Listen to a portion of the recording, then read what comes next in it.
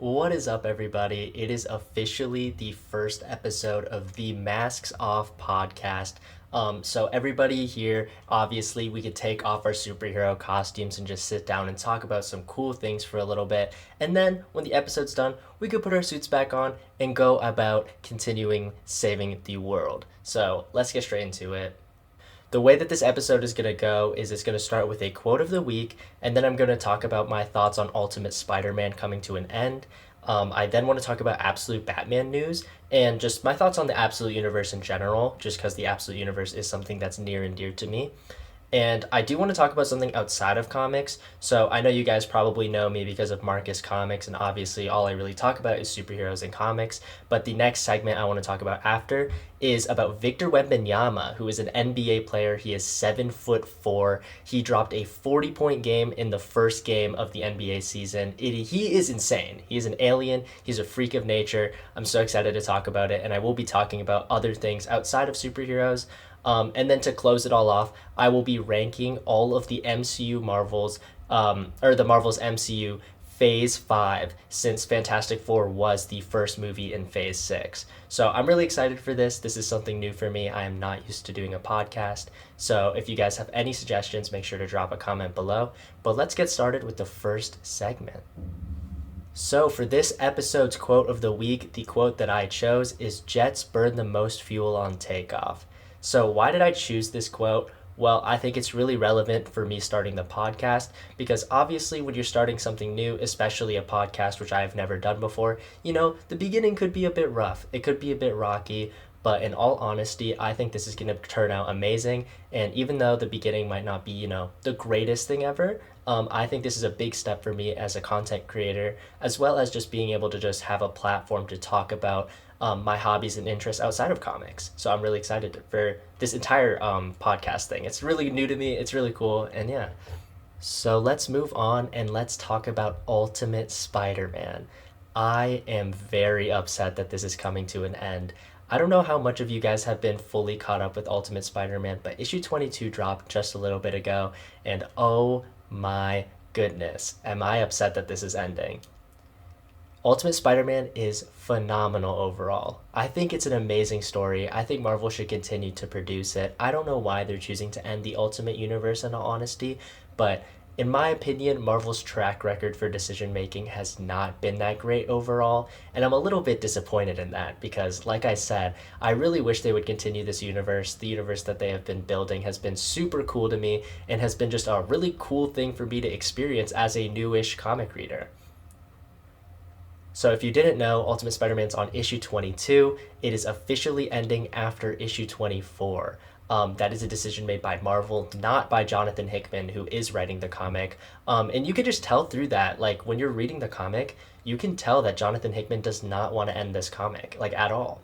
I mean, as much as I don't want this comic to end, I could feel for Jonathan Hickman as a writer because, like I said, I don't think Marvel has been making the greatest decisions. And in my personal opinion, I think Jonathan Hickman should move on to a different publisher that gives him either more freedom or just more, access to his own ideas. Because Marvel, in my opinion, is holding him back as a writer. He is one of the greatest writers to ever touch, a comic book. So for him to be like, hey, I don't want this series to end. I really enjoy it. And for Marvel to be like, you know what, we're going to end your series. That's just ridiculous in my opinion. And, there could be some twists and turns. I was theorizing with a couple people online about how there's a chance that maybe, this is, I guess, a slight spoiler, that maybe Ultimate Spider-Man might come to an end and it might continue through Peter Parker's son as Ultimate Venom. That is a possibility.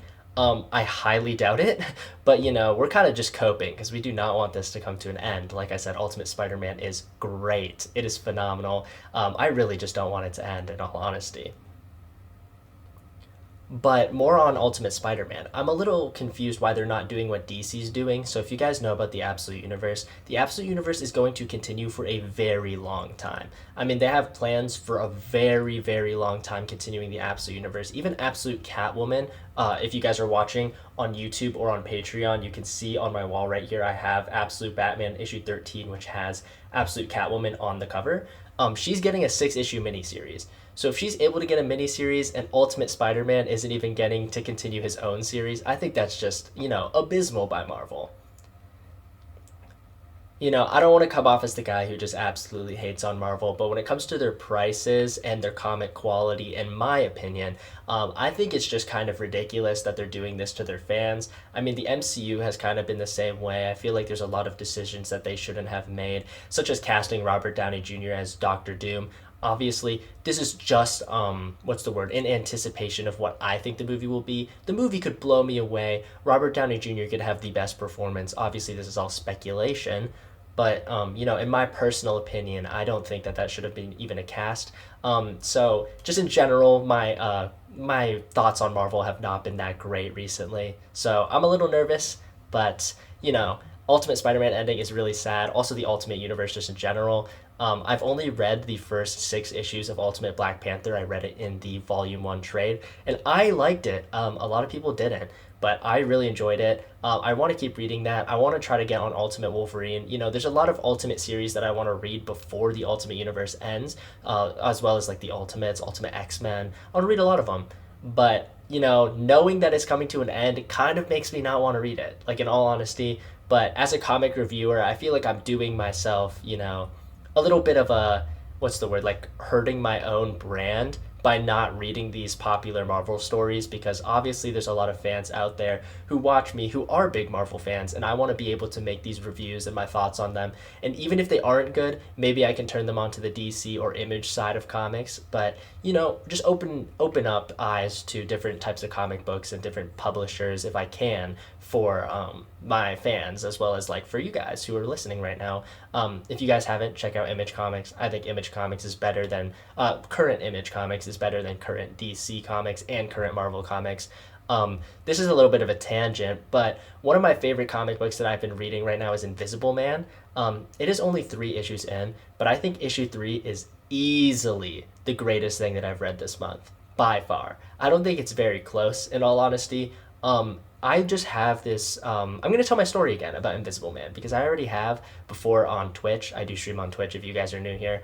But, I want to tell my story a little bit about Invisible Man. So, in, I think it was 6th grade or maybe 4th grade, one of those, when I was in my younger years of life, I was tasked in English to read the Invisible Man book.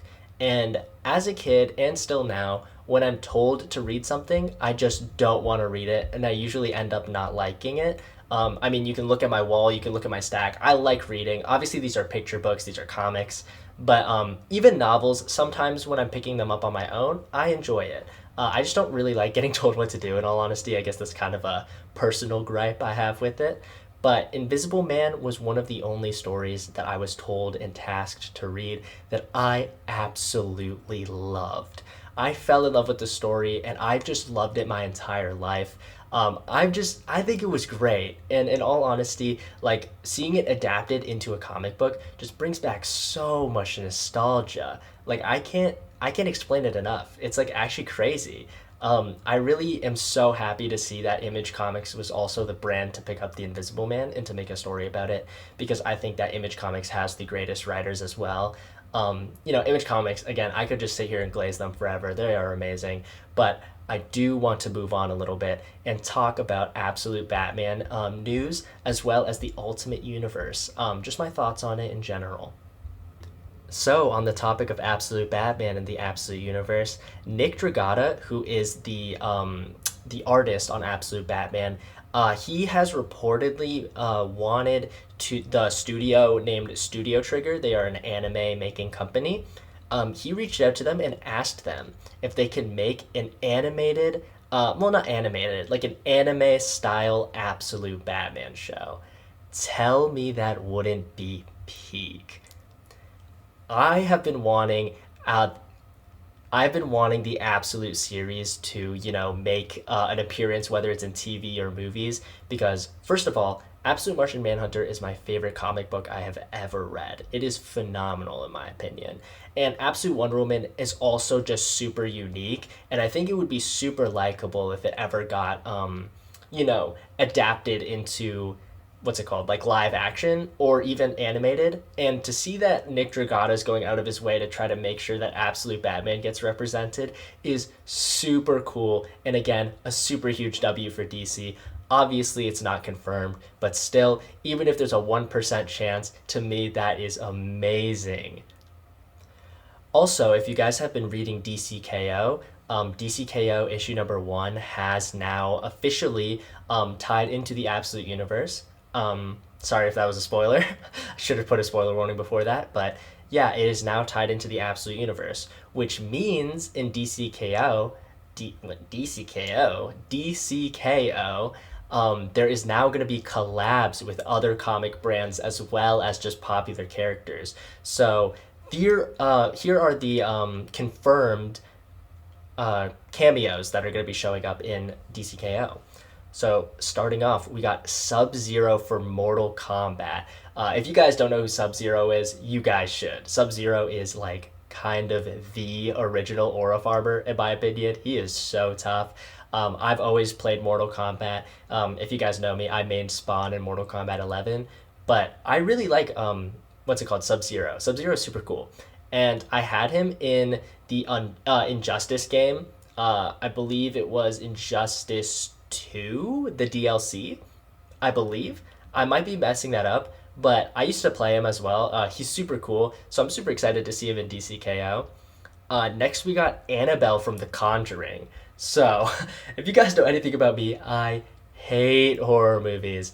I get scared way too easily, and I literally break down in tears whenever I watch something too scary. I know I'm an 18-year-old, you know, I should be like over this kind of horror slump, but I probably will never get over it.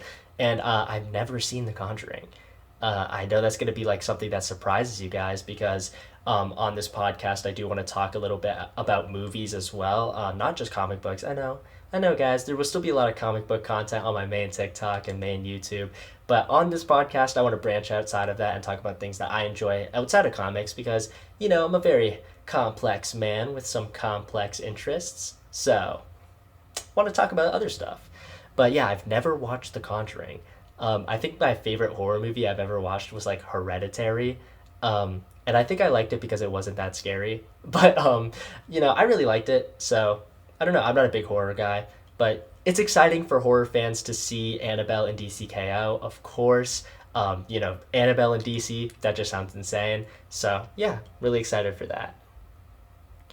The next collab we have is Homelander from The Boys.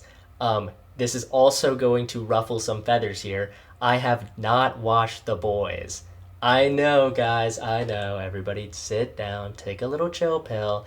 I have not been watching that many TV shows. I'm getting back on my grind, but I mean, if you guys have been seeing my content, that has been taking a lot of time out of my day. I basically stream on TikTok and Twitch every single day. I post every single day on YouTube Shorts, Instagram, and TikTok. So now starting this whole podcast, obviously I had to make the Instagram, the Patreon, all this type of things behind the scenes. So I have not been having time to watch TV shows. But still, I mean, The Boys has been around for a while, so I guess that's not really a valid excuse. But I have not watched a single episode of The Boys. And I mean, there's so many popular shows that I haven't watched a single episode of, like Peacemaker or Invincible. I know it's crazy. I will be getting onto them. I'll probably do like watch parties or something on like Patreon. We'll see. But yeah, I'm really excited for the future of this podcast because I think it's gonna have me branching out into things that I haven't have been slacking on recently, TV show and movie wise, as well as comic book wise, of course. Another comic that is another character that is collabing with DCKO is Vampirella. Vampirella is from the comic Vampirella. I might be pronouncing that wrong. I think it's Vampirella. I feel like it's gotta be. But in all honesty, I know nothing about Vampirella except for one thing. Every time I go into the comic shop, the only thing I see about Vampirella is their crazy Gooner covers. Vampirella probably has the most Gooner covers I have ever seen in my life. It's just Gooner bait to the max. But I don't know. I mean, I'm sure it's great. In all honesty, I have no idea what it's about. But I mean, it has vampire in the name. It's probably about vampires if I were to use, you know, some common sense. But Gooner cover after Gooner cover. I've never seen a normal cover of Vampirella, so that's something. Not sure how it's going to be in the DCKO universe. I know nothing about the character, like I said, but even though I haven't watched The Boys, I know Homelander's like at least has powers or something, and like Annabelle's kind of like she could probably kill me and one tap me. So I don't know much about Vampirella, so no idea where it's going to go with that. But another collab we have is Red Sonja. Another comic where I don't know who it is, but I know Red Sonja is from the comic Red Sonja. I believe Red Sonja started off as a Marvel character. I could be wrong about that. I think I probably am, but I remember seeing that somewhere. Maybe I'm wrong. Like I said, I probably am, but no idea who Red Sonja is. No idea what their power set is. But again, it's just cool to see DCKO collab with all of these other things, as well as DC and Marvel had a collab with the Deadpool and Batman issue 1.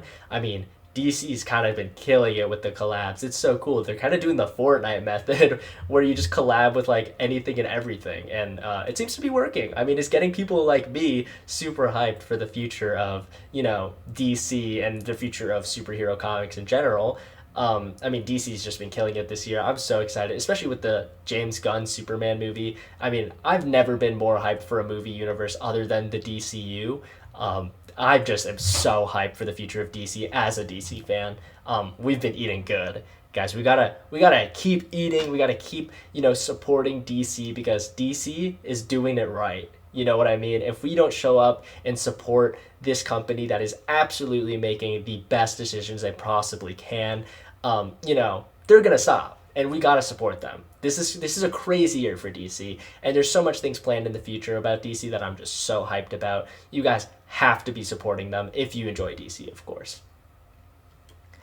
And the last collab we have for DCKO is another character that I have no idea who it is. Their name is Samantha. I don't know who Samantha is, but they're from Beneath the Trees Where Nobody Sees. I know it's like a Shakespeare title. I have no idea what that is. I'm assuming it's a comic book because it's a comic book collab. But then, does The Conjuring have comics? I have no idea. So maybe it's not just comics. But never heard of what title or that character. But, if they're in DCKO, I'm assuming they have some sort of powers. But when I think of just Samantha, it could just be a regular person. I have no idea. But again, DCKO collabs, just hyped in general for these collabs. DC has been killing it, so I'm really excited for the future. And one thing I do want to talk about as well is Scott Snyder writing all of these characters has to be having a blast. I mean, if I was able to write stories with all of these different characters, like the 32 characters that are in DCKO, plus Sub-Zero, Annabelle, Homelander, Red Sonja, Vampirella, and Samantha, like, I feel like that would be crazy. You know what I mean? Like, I feel like my creative spark would just be, like, bouncing off the walls. I'm sure he's having a great time writing this, but, shout out to Scott Snyder. I mean, Scott Snyder's been killing it, so super hype, super hype. But now I want to move on to something that's not all superhero-esque because, like I said, I don't want to just talk about superhero-related stuff on this podcast. There definitely will be superhero-related stuff, possibly every single episode, because, again, I am a big nerdy superhero guy. But I do want to talk about my other interests, and one of my big interests is in basketball, the NBA specifically. And if you guys have been watching the NBA, you guys know about Victor Wembanyama. Oh my goodness, does he look like he could be the best player on the planet ever? 100%. 100%. He is a 21-year-old, 7'4", 236-pound man with an 8-foot wingspan. How do you stop that? I'm sure you guys have seen that viral clip where he's playing against the Mavs, I believe. I'm sure you have seen that viral clip of Victor Wembanyama where he's doing, like, he's sizing up a guard and then goes between the legs, behind the back, step back, fadeaway three. Like, dude, you're 7'4" and you're looking like prime Stephen Curry. Like, this is not okay. There's also a clip that went pretty viral of him catching an alley-oop dunk. I think he did an alley-oop 360. or something ridiculous. Yeah, he's just insane. They just need to throw it near the rim. Victor will just catch it and slam that in every time. It's just free points. It's a glitch. He's the glitch. Like, I had a comment on a TikTok of a Victor Wembanyama clip. My comment, I believe, is at like 20,000 likes, which is ridiculous. I don't know why my comment's getting so much likes, but my comment is literally, you can't even do this in 2K. Because the things that he's doing don't even look real. You can't even do them in a video game. Like, he genuinely looks like he could be the best player to ever touch a basketball. And how do you even stop that? You can't even like make another player that's 7'4" that moves like a guard. But not even that. Guys, the first game of the season, first game, game 1, opening night, NBA. You want to know how much points he scores? He drops 40 points. 40. 4-0 on opening night. He has been training so incredibly hard in the offseason. I do want to talk about that a little bit after I mention his stats. So as of now, this is being recorded on Wednesday. If you are watching this on Patreon, you could possibly be watching this on Wednesday or Thursday before his next game. But if you're watching this on YouTube, this will be coming out on Friday on YouTube, and he will have his game on Thursday, so his stats will be a little bit different than what I'm naming out now. But as of now, as of Wednesday, he is averaging 31 points, 14 rebounds, 3 assists, and 3 blocks. Let me read that out again. 31 points, 14 rebounds, 3 assists, and 3 blocks. What are we talking about? He needs to be nerfed. But the training thing I wanted to talk about Victor Wembanyama is he has been seen on Instagram. I don't know if you guys have been seeing that viral video, but he has been training with monks over the summer. Like monks. Like the Tibetan monks. Like, he might as well be Batman. He may as well be. He's doing things that are inhuman. Like, literally no other human on the planet can do what he's doing right now. And he was training with monks. Like, he was doing kung fu. I saw that on his Instagram. He, like, shaved his head bald. He was hanging out with monks, and he was doing kung fu. And, like, I mean, I don't know how tall monks usually are, but, I mean, he's 7'4", and he looked like an actual giant compared to them. I mean, he's 7'4". He would look like a giant compared to anybody. But he looked like a giant, and he was training with monks, which I just think is super funny. So I was thinking about this. In the off season, I think a lot of players focus on their physical health because you see on opening day for the NBA, everybody always looks juiced up. I mean, they've been hitting the gym all summer, hitting their cardio all summer. Every first game of the NBA, I feel like is just hype. You know, everybody's on, everybody's hitting their shots. Nobody's really getting tired. Everybody's just trying to style on each other and get like clips for opening day. So opening of the NBA is always good. But one thing that I don't think is talked about enough, especially with Victor Wembanyama, is he has been working on his mental conditioning. So what do I mean by that? By him training with the monks, like, I'm sure he's learned a lot of like actual mental fortitude and how to push further. And you can see that even in his most recent interview where he's talking to a reporter and he's talking about his mindset, and he realizes I could become the best in the NBA, and he's really like going with that mindset. So mental fortitude really has a lot to do with his training and how much better he's been getting, his mental fortitude. So it's really, really cool to see. And he has a great work ethic, like I said. It could be hanging out with those monks that got to him, but honestly, in his first year, for me, it was a little bit of a toss-up because I was expecting him to come in and be like how everyone expected Zion Williamson to be. Like, I expected him to just run the NBA. You know what I mean? And he was doing really good, but he was on a losing team. Not only a losing team, I believe he was the most losses in the NBA, or that might have been the Wizards. I don't remember really that much, but all I do remember is that he was on a very, very, very not strong team.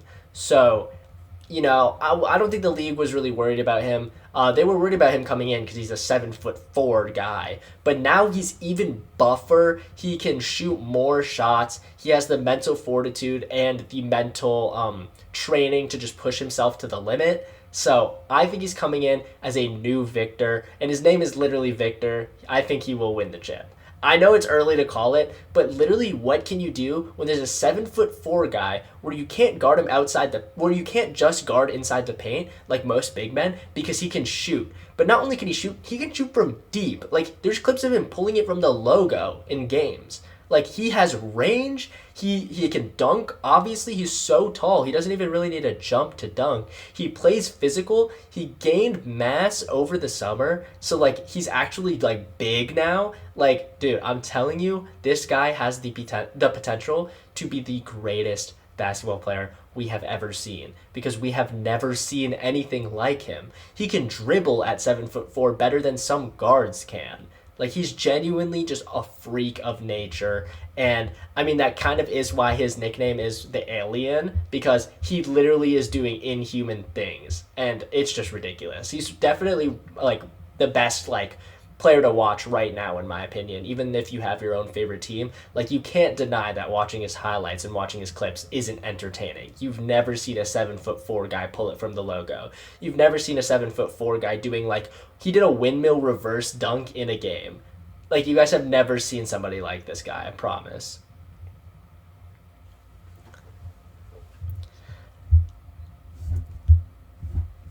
And now I think it's time to move on to the next segment, which is ranking all of Phase 5 of the MCU. So if I'm doing only movies, I'm not counting shows because, like I said, I've been slacking on the shows.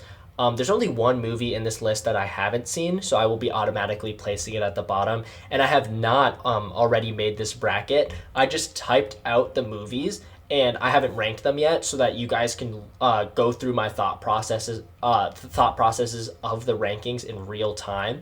Because if I just came on here and was like number one's this, number two's this, that's boring, right? So I want to walk through my mindset while I do this. But if you guys didn't know, Phase 6 has just officially started with the Fantastic Four movie. I honestly didn't even know we were in Phase 6. I didn't even know there was a Phase 5, but I saw a tweet where Fantastic Four was the first Phase 6 movies, and I was like, wait a minute, what was Phase 5? So then I looked it up, and I was like, I think I should do a ranking of Phase 5 since it has officially come to an end. So this will be my official ranking. There are 6 movies in Phase 5. These 6 movies are Ant-Man and the Wasp: Quantumania, Guardians of the Galaxy 3, The Marvels, Deadpool and Wolverine, Captain America: Brave New World, and the Thunderbolts / the New Avengers, whichever one you want to call it. I'm just going to call it the Thunderbolts. To start off, I do want to say I have not watched The Marvels, so that will automatically be in 6th place. But we will just count the top 5 because again, I haven't seen it. It could be great. I have no idea. But we will just be counting everything from top 5. So just kind of exclude The Marvels because I haven't watched it. But let's get into this ranking. So we got Captain America: Brave New World, Deadpool and Wolverine, Guardians of the Galaxy 3, Thunderbolts, and Ant-Man and the Wasp: Quantumania.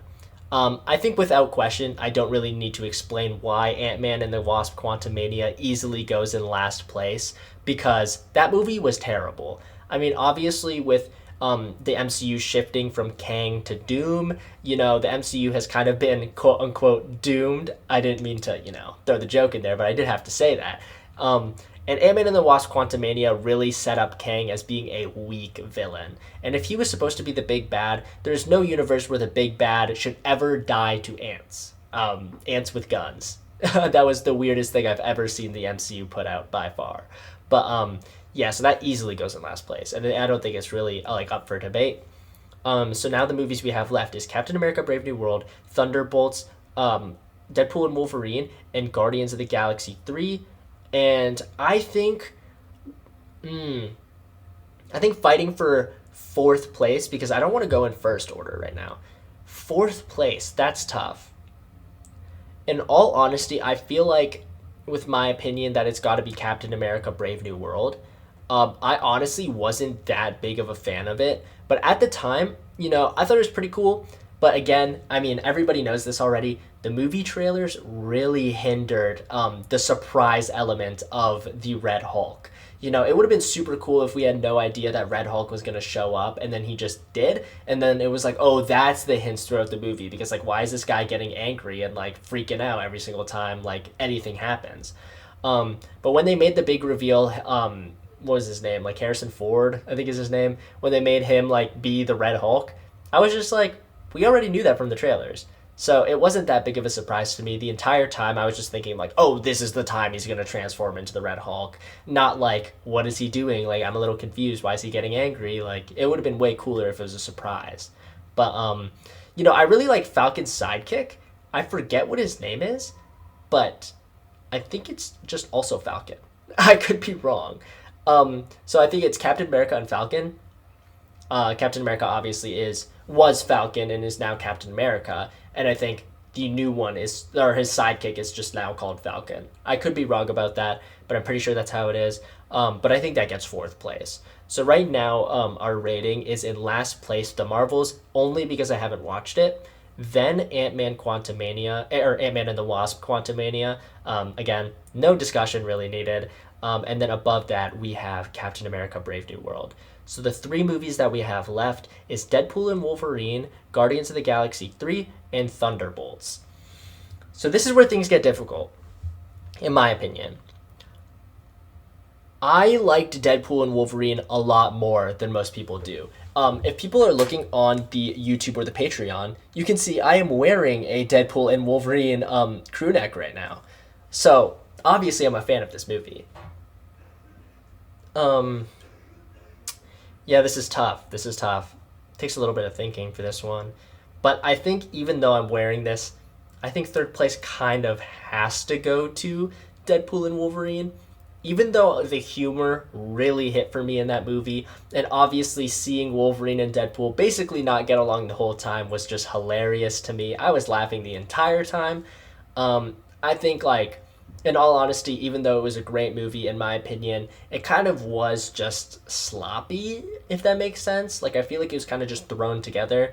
I think Thunderbolts and Guardians 3 were way more fleshed out as movies, and also are just a little bit more memorable to me. So I'm going to have to go third place is Deadpool and Wolverine, even though I'm wearing merch of it right now. I just have to stay true to myself and stay honest. I think it goes in last place. Or, not last place, third place. Sorry to confuse everybody. So, our ratings right now. In last place is The Marvels. Then it goes Ant-Man and the Wasp Quantumania. Then Captain America Brave New World. Then Deadpool and Wolverine.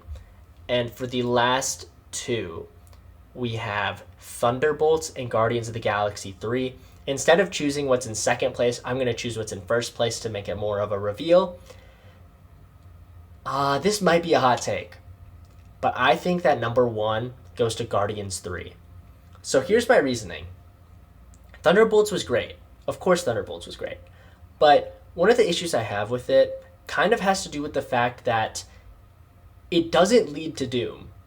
And I know that shouldn't be something that like hinders a movie's performance, but everything that was in Phase 5 or in Phase 6, specifically only the Fantastic Four, but I feel like they should have all been leading to Doom. Because Avengers Doom is like coming up right around the corner, and you want to know how excited I am for it? I'm not. Like, I'm not excited for it, like, really at all. I'm going to be in the stands, but I just can't imagine that it's good. There's nothing that's leading to it. This is one of the points that I make all the time on Twitch, because people ask me, like, what do you think about Avengers Doomsday? Do you think it's going to be good? I kind of say the same thing every time. The only reason that I know that Doom is like the big bad, like the next big villain of the MCU, the only reason I know that is because Marvel is literally telling me that.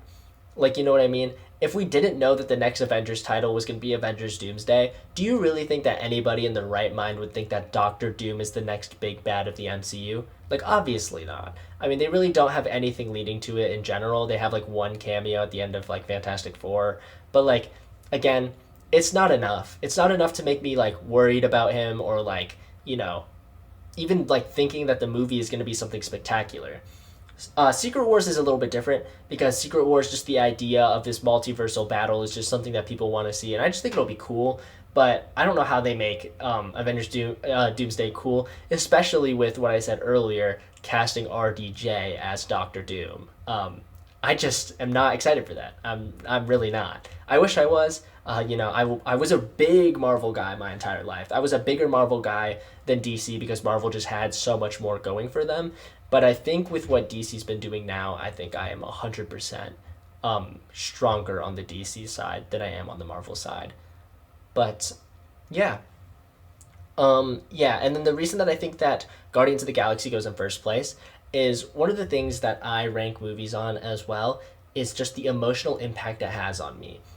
And I think if you're able to make a character like Rocket Raccoon fully fleshed out and make people care about a literal raccoon, you're doing something right. You know what I mean? They're really knowing how to um, pull on those heartstrings that you have and make you care about Rocket Raccoon. Like, prior to that, Guardians 1 and Guardians 2, Infinity War, Endgame, he was kind of just shown as like this ruggedy guy. You know what I mean? Like, and in Guardians 3, it really flipped the character on its head and realized like this character has a lot of hurt. This character has a lot of heart to him. You know, he's been through some hard times and some hardships. And that's something that's really interesting that Marvel did. And it just made me fall in love with Rocket Raccoon a lot more as a character than previously. I think they really fleshed him out. But also, like, the whole family bonding of the Guardians, I think was better in Guardians 3 than most of the other Guardians movies. I don't need to really talk about it, but you guys already know how I feel about Guardians 2. I'm not a big fan of it. Guardians 1 was great, but I think Guardians 3 is probably the most emotional one out of the three. I think Guardians 1 is still better than Guardians 3, but I think Guardians 3 is probably the most emotional. I don't really think it's even a competition. It was probably the most emotional Marvel movie, like, ever. So I'm really glad about that. I think that Guardians, again, made me just fall more in love with the team. And, it was just really great. And I think that it deserves the first spot in the Phase 5 of the MCU, ranking all the movies. So the final list of the MCU movies ranked from Phase 5. In first place, we have Guardians of the Galaxy 3. In second place, we have Thunderbolts. In third place, we have Deadpool and Wolverine. In fourth place, we have Captain America Brave New World. In fifth place, we have Ant-Man and the Wasp Quantumania. And in sixth place, we have the Marvels. If I were to take a guess and watch the Marvels right now, I would assume that it's at least better than Quantumania. But the reason that the Marvels, again, is that low is because I have not watched it yet. I don't have like a personal gripe towards it. I just never got around to watching it. I feel like I just remember there being little to no advertising over it. Like, I cannot remember the last time I saw a Marvels ad. I don't think I ever did in my entire life. So I think it was partially on the fact that I just didn't know it was coming out. But now that it's out, it's kind of just like added to the list of things that I should watch that I haven't. So I'll watch it at some point. Maybe I'll make a review or something. But yeah, that's my Phase 5 movies MCU ranking. So that's all the segments I have planned for today, but I do want to just have some closing remarks. First of all, thank you guys so much for the overwhelming support. Obviously, I would have never started this podcast if I didn't think that it would do well. I like talking about nerdy type things. Obviously, I post on TikTok about comic books and about superheroes. And it's just really great to see all of you guys support me in my journey in content creation because one day I do have the dream of doing this, like as a J-Star B. One day. One day. I hope. Also, if you guys haven't noticed, I was talking about a Patreon in the beginning of the episode. If you guys want to join the Patreon, I would highly recommend it. You guys will get bonus content if you're a patron. You guys will get access to extra Discord channels. You guys will get YouTube videos, whether it's on this channel, which is the podcast channel, or my main channel. You will get those a day early. And if you guys buy the highest tier, then you can make me make any sort of videos you want. It could be like a gym video. It could be a vlog. You guys get to choose one video a month per person. And yeah, it's just really exciting that I'm branching out again into more content related things. And the Patreon will hopefully just keep me afloat because, I do want to make some money off of this so I can reinvest into my content. Another thing, join the Discord server. All of this will be linked below in the description. If you're on Patreon, it'll be linked somewhere on Patreon. I don't really know how Patreon works yet, but it'll be linked somewhere there. If you're on Spotify, I would highly recommend checking out our TikTok channel if you're listening. And again, the Discord channel, you can have access to being in my YouTube videos on my main channel, your questions could be asked or brought up in the podcast. There's a lot of different things that you guys can have access to, as well as your Patreon benefits. A lot of them relate to Discord as well. Last but not least, guys, check the description for all my links. This will just be my podcast links. My personal channels links will just be on my own YouTube. I'll do all that. It's like separately. I kind of want to keep the podcast and my regular content separate so I can talk about like not comic related things on this as much. But yeah, comment down below if what you guys think of the first episode and what you think I can improve on the podcast, whether it's the sound quality, whatever it is, like in all honesty, or just things that you want to see in future episodes for me to talk about. Just let me know. And yeah, I'm really excited to have this coming out soon. So thank you guys for supporting me, like I said, and I will see you guys in the next one. Peace.